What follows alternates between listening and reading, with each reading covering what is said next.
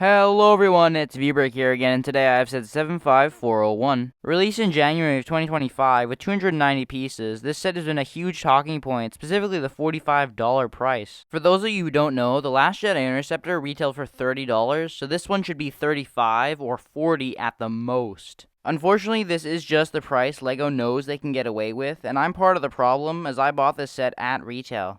Taking a look at the back of the box, I've seen some people say that it could be Dathomir. Personally, I don't think it is, but at the same time, I'm not sure what planet this is. There are also two small cutouts at the bottom of the box which show the set's features. Definitely some nice box art, especially on the back. Oh, I also forgot to mention that they use the Clone Wars kind of yellow stripe, which signifies this as a Clone Wars set.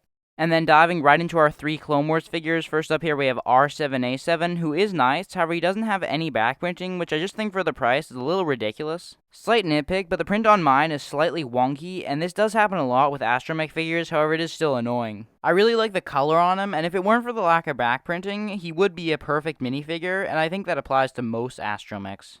In my opinion, the best figure in the set here with Ahsoka, who's probably also the best Clone Wars version of her we've ever had. Speaking of which, here's every Clone Wars Ahsoka we've ever gotten. The biggest difference probably being these shorter legs on the newest one, as well as the color, which is a lot more of a dark red opposed to the more dark brown on the other ones. Ahsoka also has two face expressions with an angry face, as well as one where she's smiling. The back of the figure also has some really detailed printing and looks really good.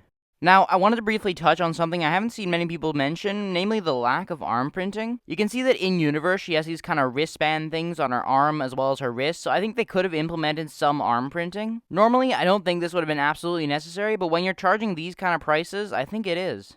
I did also want to quickly mention that this is a new kind of rubbery Leku mold. This is still a great figure, and I think just a few small improvements could have maybe made this the best Ahsoka minifigure ever.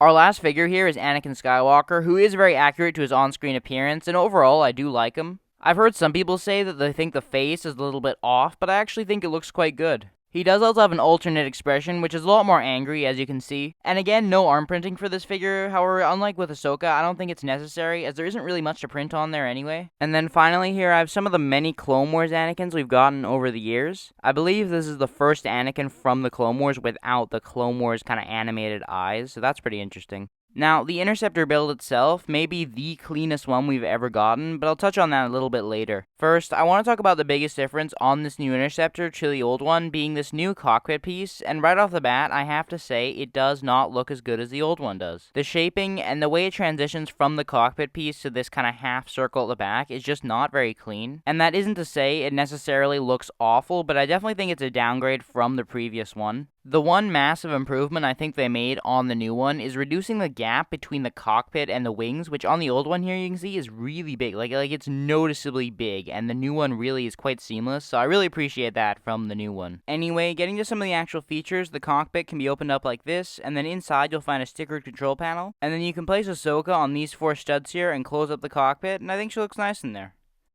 You may have also seen this spot at the front here, which is for R7A7, and you can just slot him in here like this.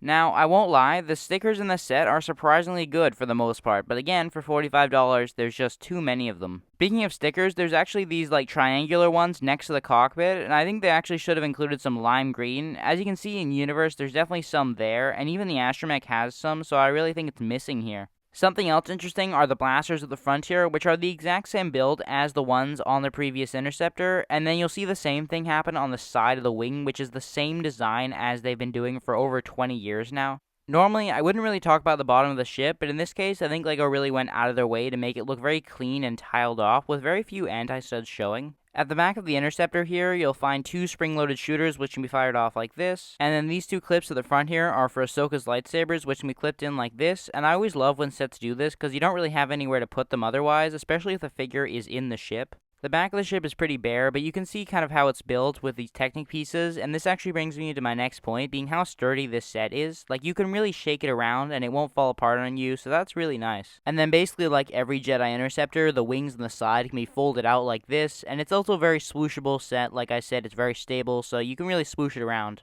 And then finally, I know I kind of already compared the 2020 Anakin's Interceptor to this one, but I thought it'd be interesting to kind of just compare them, especially like build technique-wise. From what I've seen, most people seem to think that this is essentially the same design as the old one, but I would argue it's actually vastly improved with much more tiled and refined look to this new Interceptor build. You know, if LEGO had made this set perfect, like, don't get me wrong, it's a great set, price aside, but it's not perfect. Some of the quality aspects, like the amount of stickers, the lack of back printing, just some, like, little things like that are really lacking in this set. So what we're left with is the quality of a $35 to $40 set with a price tag of $45. Anyway, if you enjoyed, leave a like and consider subscribing. But I hope you have a great day, and I'll see you next time.